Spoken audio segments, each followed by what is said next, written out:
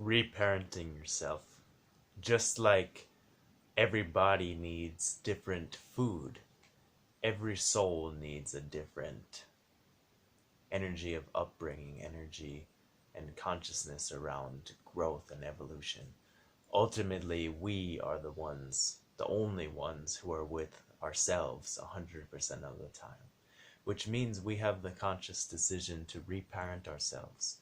If we have imprints or psychological, emotional sort of indents or imprintations or subconscious ideas put in us by our parents that we don't like, we can change that. We can transform that, and we can be the generation that changes that consciousness in the genetic lineage, in that genetic information that's passed through us.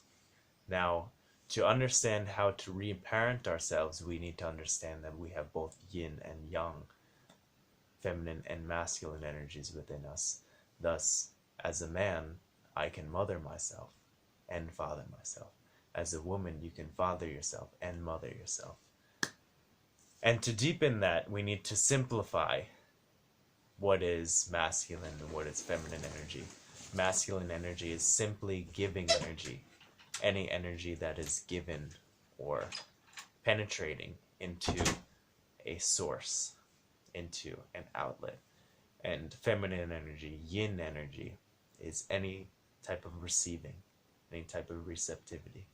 So this is why motherly qualities are receptive, nurturing, cuddling, hugging, listening, and fatherly qualities are more giving of love, giving of advice, giving of wisdom and mentorship and reassurance and that sort of dynamic. So when we're learning to remother ourselves, we need to deepen into our femininity.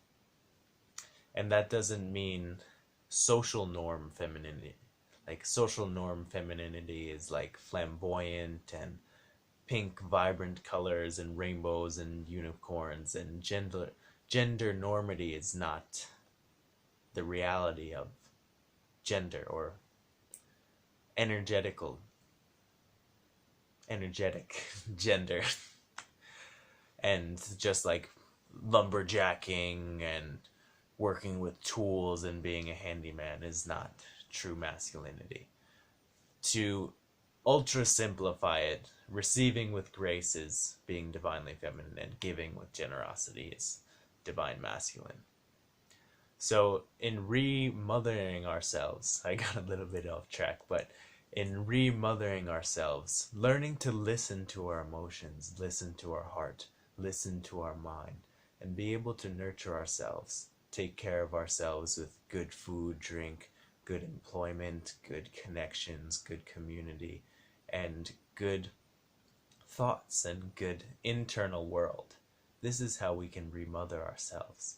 And in refathering ourselves, giving an energy of reassurance, giving an energy of strength and commitment and wisdom to our inner child, to that part of ourselves that still is afraid, that part of ourselves that still isn't sure if they can get that career going or get that massive dream that they have rolling.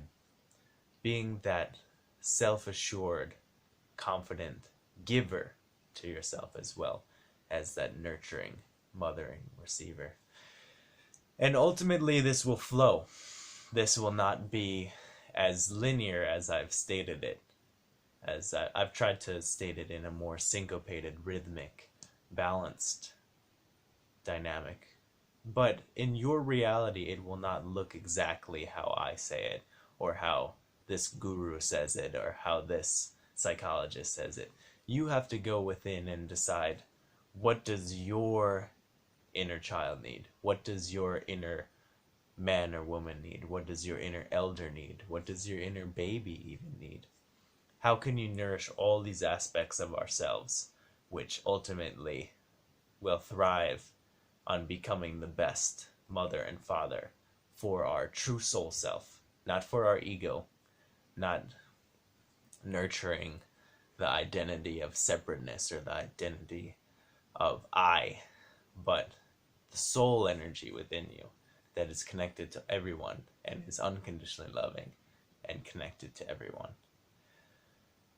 So with this wisdom, what I'd like for everyone who's listening this far into this video to integrate into their life is a sense of emotional responsibility, right?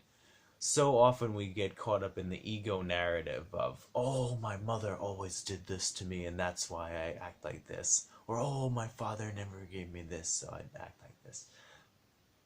All goes out the window. You are the one now taking responsibility for your emotional state of being.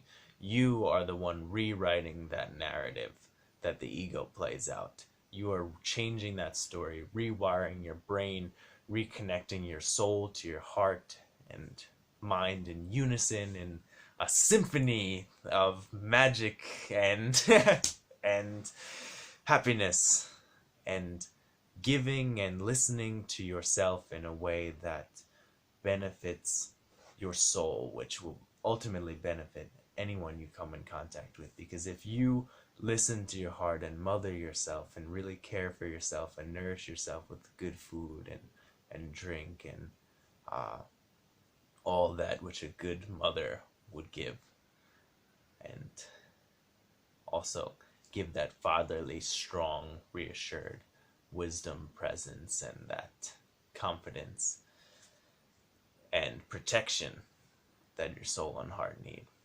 If you can do that, then you'll be happy. Eventually. It's not instant gratification. It's not Instagram normally. It's, if you walk this path of integration, if you truly mother and father yourself in a way that your soul, your intuition asks for, you will become happy.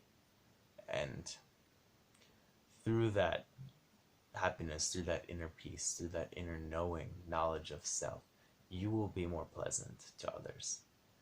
Not to people who don't want to see happy, right? Because people who don't want to see you happy are going to be bitter regardless. But people who truly love you and truly love when you're happy will see this newly more integrated, more mature dynamic within you and love it deeply.